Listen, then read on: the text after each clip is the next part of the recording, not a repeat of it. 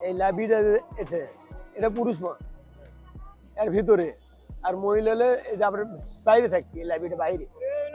এটা রুই, মিরকা, বাটা, ট্যাংরা কমছে ভাই, কম। লাল বাতি খারাপ ভাই, বনানী হাটে, পাতলা হাটে, শহরে আশেপাশে বাজারে বিক্রি করি। সোমবার শুক্রবার, মাতলা বৃহস্পতিবার আর সোমবার অনেক কম।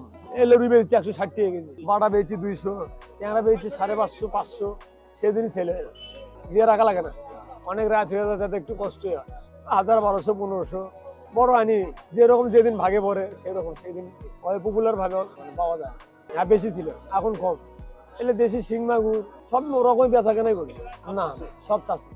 এটা তো আপনারা বুঝবেন না, ওটা লাভি দেখলে বলবে, মাছের যে লাভি থাকে না, এটা দেখলে বলবে।